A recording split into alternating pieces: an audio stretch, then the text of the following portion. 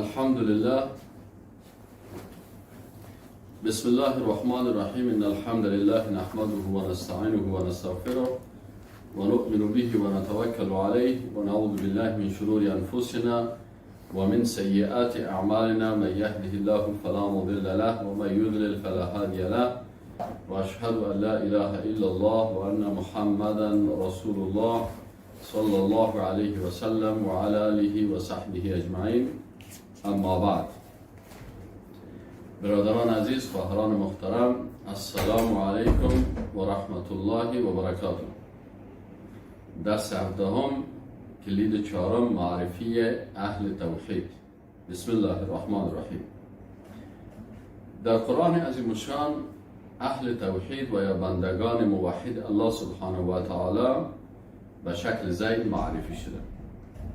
یعنی الله متعال به خاطر از اینکه ما و شما بدون رهبر نمانیم. بسیاری کسا هستن تشویش دارن که رهبر ما و راهنمای ما، اسوه ما کی باید باشه؟ به کی اقتدا بکنیم؟ تقوای خدا مثل کی وارد بسازیم؟ صبر از کی یاد بگیریم؟ اخلاق از کی یاد بگیریم؟ عقیده از کی یاد بگیریم؟ حکم الله را چه قسم تطبیق بکنیم؟ در مقابل مصیبت ها چی بکنیم؟ اینمی سوالات زیادی که برای یک انسان مسلمان پیدا میشن، از نگاه فکری، از نگاه اعتقادی، از نگاه عملی، از نگاه اخلاقی، در نظام اقتصادی، نظام سیاسی، نظام اجتماعی، تعلیم و تربیت، دعوت، در تمام از این برای انسان ها سوالهای زیادی پیدا میشه. الله متعال به خاطر ازی که با ما و شما راهنمایی کرده باشه، اهل توحید معرفی میکنه که شما اینا را بشناسید، قصه های از اینا را یاد بگیرین، صفات از اینا را یاد بگیرین، مطابق زندگی از اینا زندگی خود را عیار بسازید. هر مشکلی که شما دارین ببینید که اینا در زندگی خود چی کردن. اولین قسم از موحدین بر ما ملائکه را معرفی میکنه. الله متعال میگه الله یصطفی من الملائکه رسلا و من الناس. یقینا که الله متعال اختیار میکنه از بین ملائکه رسل فرستاده ها و من الناس و انسان ها هم. ان الله سمیع بصیر، الله سمیع و بصیر است. این ملائکه را بر ما و شما معرفی میکنه که این ملائکه بعضی ها مشخصا نامایشان گرفته شده، مثلا جبریل علیه السلام، میکائیل علیه السلام، اسرافیل علیه السلام، مالک، رضوان، منکر و نکیر، هاروت و ماروت، ملک الموت، رقیب و عتید. این ملائکه هستن که نامایشان گرفته شده و ما تعدادشان دقیق درک کردن نمیتونیم. تعداد زیاد از ملائکه که بسیاریشان نامایشان برای ما ذکر نشده، ما و شما جملتاً و تفصیلاً به کلشان ایمان داریم. بنابراین اینا ملائکه کلشان، این ملائکه موحد هستند. ملائکه کلشان موحد هستند و مطابق احکام الله متعال اینا عمل میکنند. و در پالی ازی که ملائکه موحد هستند معصوم هستند و پاک هستند و گناه نمیکنند و نفس ندارند. بنابراین اینا اول بنده های الله هستند که موحدین هستند. قسم دوم از بنده های موحدی که در قرآن عظیم الشان بر ما و شما معرفی شده هست، جنهای مؤمن هستند. جنهای مؤمن الله متعال بیان کرده که در قرآن عظیم الشان که الله متعال میگه و ما خلقت الجن والانس الا لیعبدون. و ما خلقت الجن، الله میگه ما خلق نکردیم جن را والانس و انس را الا لیعبدون، مگر برای عبادت. این جنها هم مثل انسانها مؤمن و کافر دارن، موحد و مشرک و منافق دارن. در سوره جن بیان میکنه که جنها میگفتن که ما قرآن شنیدیم و با قرآن ایمان آوردیم و گفتن که یهدی الی الرشد فآمنا به. این جنهای موحد هستن که گفتن قرآن به رشد هدایت میکنه، ما با او ایمان آوردیم ولن نشرک بربنا احدا، و ما با رب خود هیچ کسی را شریک نمیسازیم. پس اینها جنهای موحد هستند. و امی قسم که انسان ها هستن در بین از اونها هم است. جنهای کافر شیطان میگن و جنهای موحدش موحد هستند و مسلمان ها انسان های و انسان های کافر شیطان های انسانی میگن و انسان های مؤمنه انسان های مؤمن میگن. قسم سوم از موحدینی که در قرآن عظیم‌الشان معرفی شدن پیامبران علیهم السلام هستند. الله متعال میگه و من یطع الله و الرسول فاولئک مع الذین انعم الله علیهم من النبیین والصدیقین والشهداء والصالحین و حسن اولئک رفیقا. اینجا الله متعال معرفی کرد که هر کس اطاعت از الله و رسولش میکنن فاولئک مع الذین، اینا امرای کی میباشن؟ امرای کسانی میباشن که انعم الله علیهم، الله بالا از اینا انعام کرده. کسایی که انعام کرده اینا کی بودن؟ من النبیین، از پیغمبران و صدیقین و از جمله صدیقین، نبی و رسول پیغمبران هستند و صدیقین کسایی که بعد از پیغمبران راستگو هستند. صدیق کی است؟ یعنی کسی که قلبش و زبانش و اعضای بدنش یک چیز باشه، یعنی آنچه که قلبش میگه زبانش رو تصدیق بکنه و آنچه زبانش میگه اعضای بدنش رو تصدیق بکنن، این صدیق است. دیگه شهدا هستن و صالحین هستن و حسن اولئک رفیقا، اینها بهترین دوستا هستند. الله متعال در مورد پیغمبران چی میگه؟ در سوره انعام آیت 90 میگه اولئک الذین هدی الله، پیغمبران کسایی هستند که الله متعال اونا را هدایت کرده. فبهداهم مقتده، پس به هدایت از اونا اقتدا بکن. یعنی هدایت خدا اگر میخوای که بنده هدایت شده باشی، مثل پیغمبران وارد، پیغمبران را بشناس، صفاتشان را بشناس، اخلاقشان را بشناس، عقیدهشان را بشناس، به هدایت از اونا تو هم اقتدا بکن. قل لا اسألكم علیه اجرا ان هو الا ذکر للعالمین، سوره انعام آیت 90. و این پیغمبران را الله متعال همین قسم که چیست، تعداد پیغمبران بسیار زیاد است، تقریبا 124,000 کم و بیش در احادیث بیان شده. اینا بعضی پیغمبران است که ما شما اجمالاً به کل از اینا ایمان داریم. بعضی پیغمبران است که نامایشان ذکر شده، با او پیغمبری که نامش ذکر شده با نام ایمان داریم و با او پیغمبری که نامش ذکر نشده به صورت اجمالی میگه آمنت بالله و ملائکته و کتبه و رسوله، ما به تمام پیغمبران ایمان داریم. و او پیغمبرایی که به نام ذکر شده مثلا بسیارشان مثلا ذکر شده، مثلا الله متعال میگه ابراهیم و اسماعیل و اسحاق و یعقوب و الاسباط و عیسی و ایوب و یونس و هارون و سلیمان و آتینا داود الزبور، سوره نساء آیت 100 سوره آیت 163. این از این پیغمبران ان اوحینا الیک کما اوحینا الی نوح و النبیین من بعده، الله متعال و رسول الله صلی الله علیه و آله میگه که ما بر تو وحی فرستادیم مثل که وحی فرستادیم به نوح علیه السلام و النبیین من بعدی و انبیاء بعد از نوح علیه السلام بودن و اوحینا و همین قسم وحی کردیم به ابراهیم و اسماعیل و اسحاق و یعقوب و اسباط و عیسی و ایوب و یونس و هارون و سلیمان و آتینا داود الزبور و بر داود زبور دادیم علیهم السلام اجمعین. بنابراین این پیغمبرایی که نامهایشان در آیات قرآن ذکر شده و کلش ایمان داریم. و الله متعال در سوره نساء آیت 164 میگه و رسولا قد قصصناهم علیک من قبل و رسولا لم نقصصهم علیک، بعضی از پیغمبران را قصه‌اش بر تو بیان کردیم و بعضی پیغمبران دیگه قصه‌اش را نگفتیم. او پیغمبرایی که قصه‌هایشان گفته شده که از قصه های از اونها ما برای زندگی خود درس میگیریم، از نگاه اعتقادی، از نگاه اخلاقی، از نگاه سیاسی، از نگاه اجتماعی، از نگاه فکری، از نگاه جهادی، از نگاه تعلیمی، از نگاه تربیتی. پس او قصه هایی که برای ما به منفعت ما و از درس میگیریم ما را ذکر شدن. قصه های پیغمبر دیگه که مثل قصه از اونها آورده بوده بسیاری قصه هایش برای ما و شما بیان نکرده، لکن ما با تمام پیغمبران ایمان داریم، با تمامشان ایمان داریم. اگر قصه‌ایشان بیان شده یا بیان نشده و کلشان ایمان داریم و میگن که همه‌شان شخصیت‌های معصوم و پاک بودن. و کلم الله موسی تکلیما، و الله متعال با موسی علیه السلام سخن گفتن و این هم ما باور داریم، عقیده داریم، ایمان داریم.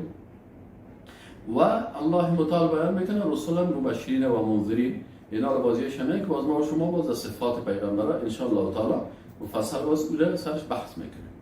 قسم چهارم معرفی یک تعداد از بنده های خاص من حیث بندگان موحد. الله متعال دیگه اشخاص را هم برای ما و شما معرفی کردن که وقت موحدین ملائکه بودن، بعضی از جنها موحد بودن، دیگه پیغمبرا، انبیا و رسول اینا کلشان موحد بودن. بعضی اشخاص دیگه هم بودن که اینا هم میتونن بر شما من حیث الگو نمونه مثال باشن و شما شخصیت سازی وقتی که میکنین از شخصیت از اینا شخصیتتان بگیرین. این اشخاصی که ما شخصیت خدا باید از اینا بگیریم کدام اشخاصی هستن؟ یک تعداد مردها هستن و یک تعداد خانمها هستن. شخصیت خدا از اون مردها میگیریم الگو و نمونه مثال برای ما و شما هست و هم از اون خانمها هست. یعنی در اسلام که از تبعیض نیست.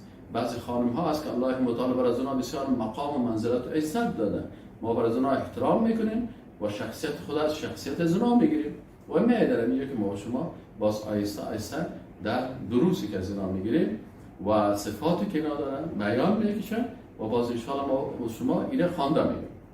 مثلا اول امروز درس ما شما سر معرفیشان است. اول مثلا الله متعال اصحاب ابراهیم علیه السلام من حیث بنده های موحد معرفی میکنه.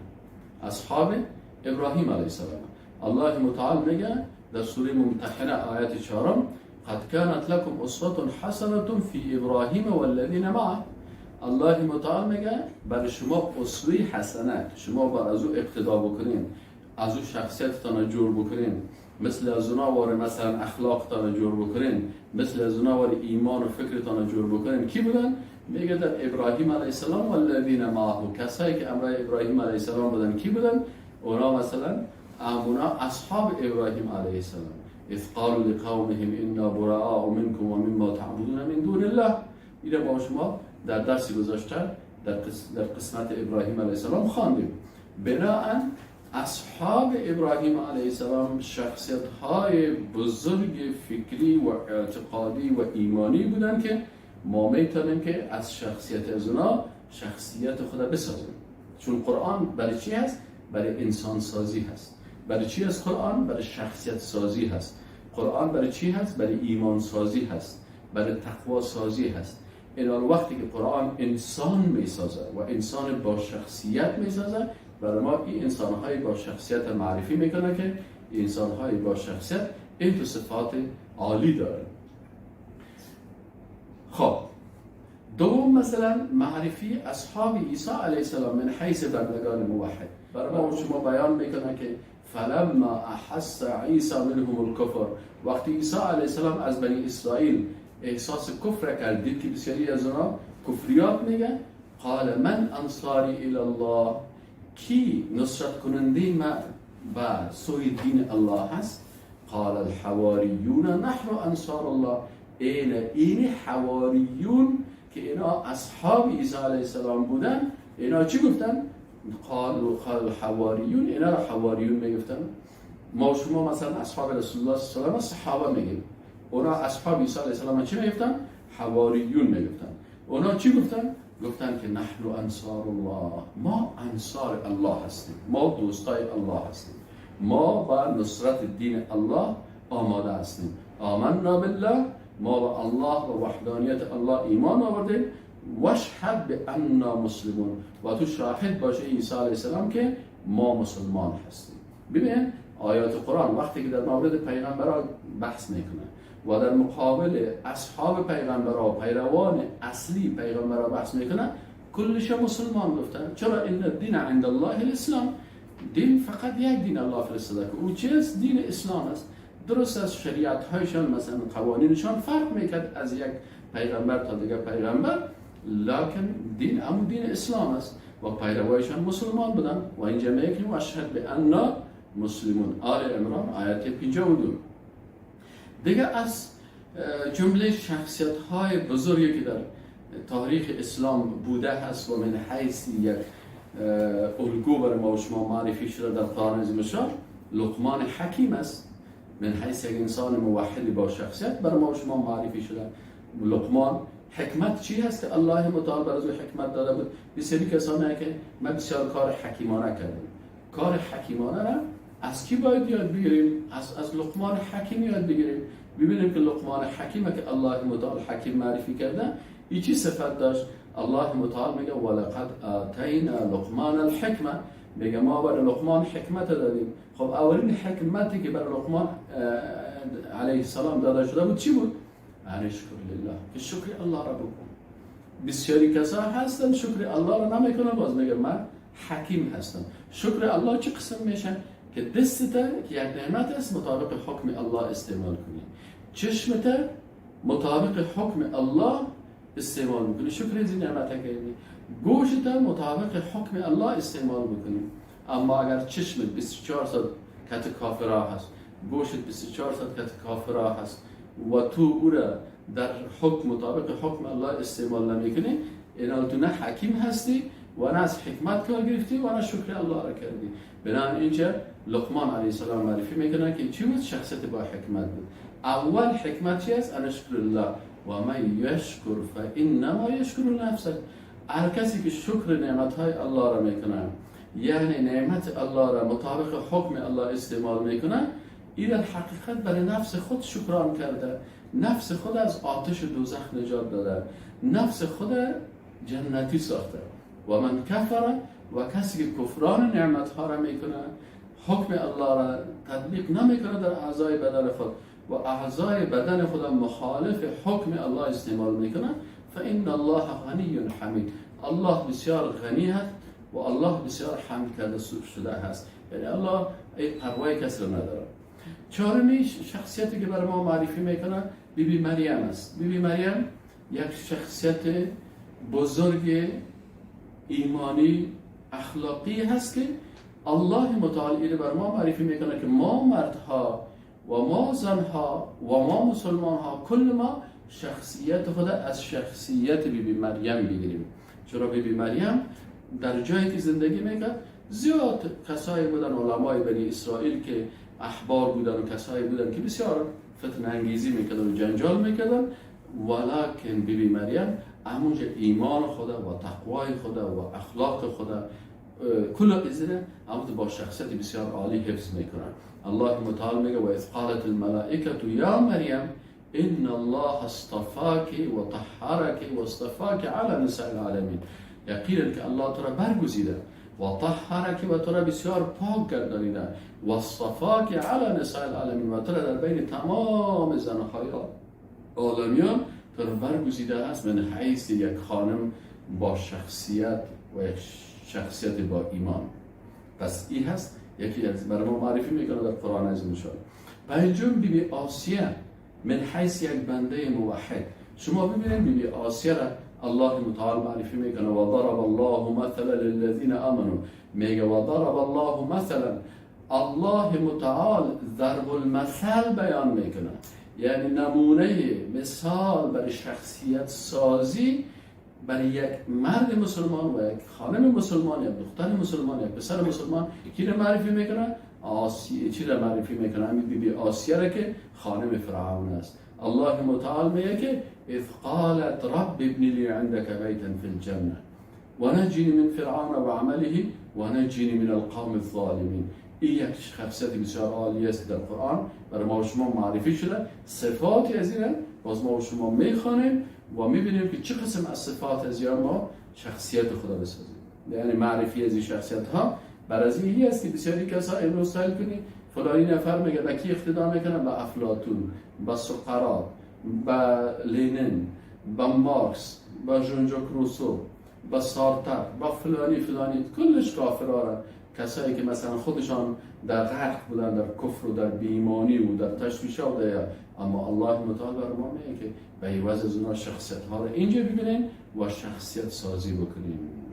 که باز ما و شما در بحث صفات از اینا باز میبینیم که اینا چقدر صفات عالی داشتن.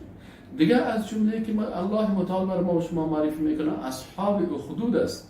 الله متعال سوره بروج میگه قتل اصحاب الاخدود النار ذات الوقود. هلاک شدن اصحاب الاخدود، کسایی که همون چقوری را کندن و مسلمان ها را در بین از این چقوری انداختن. این کسایی که در بین از این چقوری افتادن، اینا رو بر ما معرفی میکنه که اینا مردمای با ایمان بودن و اون کسایی که چقوری را جور کردن اونا انسانهای بیدین بودن. دیگه از جمله کسایی که بر ما و شما معرفی میکنن بیبی هاجر معرفی میکنن.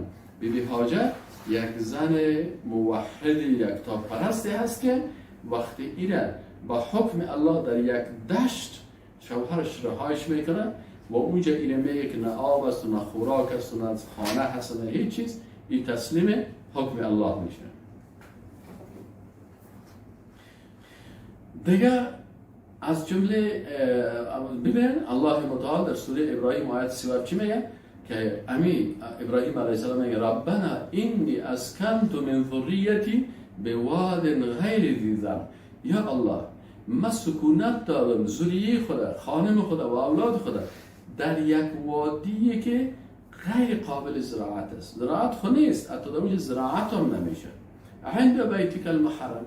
لکن خوبیش چی است؟ خوبیش این است که این همون منطقی است که الله متعال برش میگه که اینجا خانه کعبه هست، اگرچه او هنوز ابراهیم علیه السلام آباد نکرده. اینجا میگم من در اینه میگه چی کردم؟ یه سکونت دادم. ربنا لیقیموا الصلاة. یا الله تا که اینا اینجا نماز اقامه بکنن و بناس فرجع افئده من الناس تهوی الیه. یا الله بگردن قلب‌های مردم که باز این مردم بنی زنا به ورزقهم و برشان رزق بده من الثمرات. پیغمبر دعا میکنه. او خانم هنوز هیچ چیز نیست لکن تسلیم حکم الله میشه. از این خاطر بیبی هاجر من حیث یک شخصیت فکری و اعتقادی قوی در تاریخ اسلام برای ما و شما معرفی شده. بعضی کسا رو ببینید که کم اکثرش مشکل نه در یک جای نان هم است، آب هم است، خانه هم است. اگه خانه نبود خیمه هست، حداقل مثلا یک جای مثلا خوراک هست، یک 4 نفر هست. اونجا که برم میگه اوه ما در اونجا برم زندگی بکنم، ما در اونجا چطور میشم، از گشنگی میمرم. این در حالی که ایزن با ایمان در یک وادی که خشک است، نه دکان است، نه خانه هست، نه مردم است، نه آب است، نه نان است، تنها الله است و این اعتماد به الله داره. این قسم انسان شخصیت خود جور میکنه. اشتمی کسی که الله متعال در جمله شخصیت های موحد معرفی میکنه ذوالقرنین است. و یسألونک عن ذی القرنین قل سأتلو علیکم منه ذکرا. این هم الله متعال معرفی کرده در قرآن عظیم که یکی از شخصیت های موحد بود که ایچی صفات داشت. این رو ما شما در صفات موحدین میخوانیم. نهمین کسی که الله متعال معرفی کرده خانم عمران است، مادر بیبی مریم است. اذ قالت امرأة عمران ربی اینی نذرت لک ما فی بطنی. یا پاک پروردگارم من آنچه که همین طفل ما که در بطن ما هست این پروردگار من برای تو نظر کردم. یعنی چه قسم وقت نظر میکرد که این طفل ما در خدمت تو باشه. اینقدر ایمان و اخلاص و تقوا داشت که اولاد خدا میبرن در بیت المقدس برای چی خاصی نظر میکنن که در تمام عمر خود خدمت دین الله را بکنه. حالا بسیاری مادرها هست که وقت اولادش برای جهاد میره با جهاد رو نمیمانه، اگر دعوت میکنه برای دعوت رو نمیمانه، اگر شوهرش میره او رو مانع میشه. این مشکلات و این جنجال ها را پیدا میکنه. در حالی که سعی کنید این خانم اولاد خدا تمام عمر رو چی میکنه؟ برای به خاطر دین الله ایره نظر میکنه. فتقبل منی. به الله میگه الله همین اولاد مرا قبول کن انک انت السمیع العلیم. این شخصیت دیگه بزرگی است که انسان ها باید از شخصیت از اینا شخصیت خدا بسازن. دوم معرفی اصحاب کهف است. الله متعال اصحاب کهف چند جوانی هستند. انهم فتیه. اونا را الله متعال میگه سیکن نحن نقص علیک نبأهم. الله متعال میگه ما با قدرت و عظمت خود قصه از این اصحاب کهف بر شما میکنیم. قصه های از اینا رو بالحق به حق. انهم یقینا که اینا چی بودن؟ فتیاتون یک تعداد جوانایی بودن که آمنو به ربهم ایمان آورده بودن به پروردگارشان و زدناهم هدی. این جوانایی بودن که پسرای مردمای کلان بودن و پسرای مثلا وزیرا و رئیسا و جنرال ها بودن. در قصر زندگی میکردن و زندگی بسیار عالی داشتن. لکن همین متاع دنیایی اینا را فریب نداد که اینا و مال دنیا و خوراک دنیا و قصر دنیا و بازیچه‌ها و قمارها و گیم‌های دنیا مصروف شوند. اینا را بازی نداد. یا چی کردن؟ واقعا خیستن از توحید و وحدانیت الله اول ایمان آوردن و از این سرسختانه در مقابل کافران دفاع کردن و بالاخره رفتن در غار از در مقابل تمام لشکر طاغوت استاد شدن. اینجا الله متعال میگه شما جوانا شخصیتتان از اینا بگیرین، اتو نشه، چون دشمنای اسلام دو وسیله دارن، یکی شهوات است، یکی شبهات است. شهوات چیست؟ همین فیلم های خراب و اینمی گیم های خراب و اینمی بازی های خراب است که بسیاری جوانان را از این طریق منحرف میسازه. اینا از قرآن دور میشن، از دین دور میشن، از عبادت الله دور میشن، از طاعت والدین دور میشن، از خدمت اسلام دور میشن، از احکام و از جهاد، از هر چیز اینا را میکشن. این چیز این شهوات است. و بعضی دیگر ها به شبهات، بعضی شبه های ایجاد میکنن دشمنای اسلام، اینا را منحرف میسازن. اینا ای اصحاب کهف نه تحت تاثیر شهوات رفتن و نه تحت تاثیر شبهات رفتن. الله متعال معرفی میکنه که اگر میخواین جوان موحد واقعی باشین مثل اصحاب کهف زندگی بکنین. 11مش معرفی ام المؤمنین عایشه صدیقه رضی الله تعالی عنها من حیث بنده موحد الله. عایشه صدیقه رضی الله تعالی عنها اینجا چرا من حیث یک موحده معرفی شده و 14 آیت قرآن در شأن از این نازل میشن؟ به خاطر ازی که یک خانم پاکدامن خوب میباشه ولی منافقین و مشرکین و دشمنای اسلام تهمت‌های منفی میکنن. ولی این چی میباشه؟ در مقابل تمام از این صبر و ایستادگی میکنه. از این خاطر الله متعال از این دفاع میکنه. الله متعال میگه که ان الذين يرمون المحصنات الغافلات المؤمنات، یقینا کسانی که اینا چی میکنن؟